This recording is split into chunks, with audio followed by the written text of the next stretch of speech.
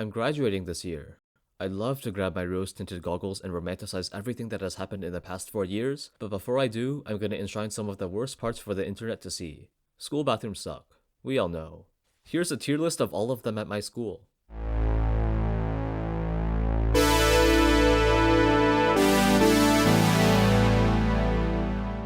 Starting off, here's the criteria for how I'll rank these sucky bathrooms. First, we've got the general vibe. You never want to take a dump at school, period. But if you have to, it's best not to be in the same room as a bunch of people consuming funny substances. Funnily enough, from what I've heard, the girls' bathrooms seem to have much worse problems with those things. Shocker, right? I always assumed that boys' bathrooms were nastier. Next, I've also got to think of capacity. In my opinion, a public bathroom should either be massive or tiny. If it's big, you'll have many choices, and there's less of a chance of all of them being bad.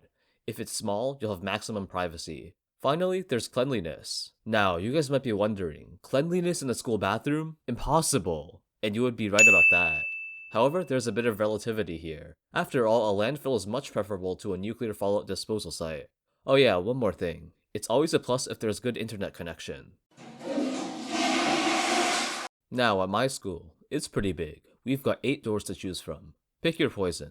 We'll start off with one of the larger ones. On the first floor of the lobby area, there's a bathroom with 4 urinals and 3 stalls. A pretty good number. With 4 stalls, there will nearly always be a clean choice. Unfortunately, being in such a high traffic area, this bathroom can get crowded sometimes. Since most of my classes are on the second floor, I don't use this bathroom often, but whenever I step in there, there's usually too many people to warrant a wait for when I have to get to my next class. I'll give this bathroom a solid C. There's a similar counterpart to this bathroom on the second floor. My school's lobby area is a double-decker, and both floors are similarly designed. However, maybe because I use this bathroom so much more, I have many more negative associations with it. Seriously, could random people stop asking me if I'm someone else? I just want some privacy. Whenever I try to pick up a signal, my only choice is often my school's crappy guest Wi-Fi, which doesn't let me access anything. Oh yeah, one of the urinals is straight up missing from the wall, and it's the tall one too. Everyone there is stuck waiting around for the dinky short one. Or maybe a stall if they choose to use that. Not only that, the water pressure is broken in like half the sinks. For being a far inferior version of the bathroom right below it, I'll put this one in E tier. You all might be thinking that I'm kind of a hater, which I obviously am, but to prove you guys wrong, let's talk about one of my favorite school bathrooms, if that's a thing you can have.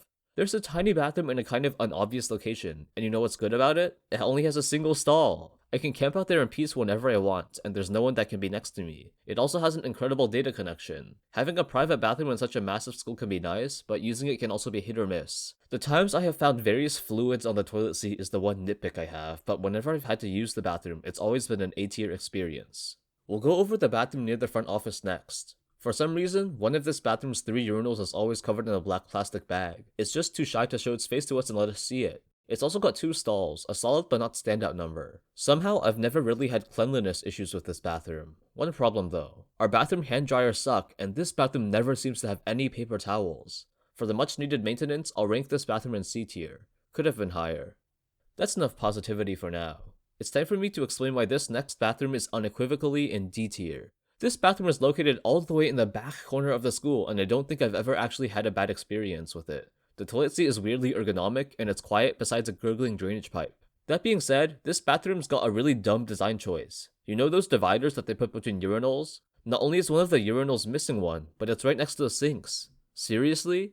People are already looking down when they wash their hands. I don't want anyone seeing anything as I'm using the bathroom right next to them. And with this arrangement, the chances have pretty much gone to 100%. If you guys have seen bathrooms worse designed than the one I just talked about, feel free to mention it in the comments. If only its design wasn't so triggering, this bathroom wouldn't have had to go in the dumpster, or more appropriately for this video, the toilet.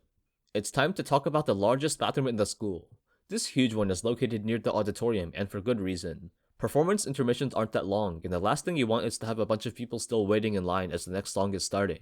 Anyways, there are 4 urinals and 5 stalls, enough to fit an entire 19th century family. The massive size of this bathroom allows one to always keep their distance away from others for maximum privacy. I guess the one downside to this bathroom is that there's absolutely no internet, but that's fine with me. As long as I can have my peace and quiet, I can give this bathroom an A. Following up, we've got what I like to call the language bathroom for its proximity to all the world language classes. It's a nice stop whenever I walk up there. I don't know why, but one day one of the urinals got covered in glitter, and it still hasn't been cleaned off. Whenever I use it, I just see pink sparkles everywhere. Another unique part of this bathroom is the window, which is weird since this bathroom is the only one with one. It does provide some much needed ventilation though.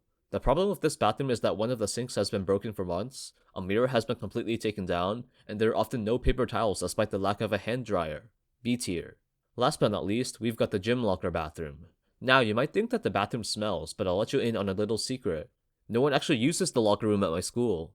It's empty every time I walk in there, and the bathrooms are practically pristine.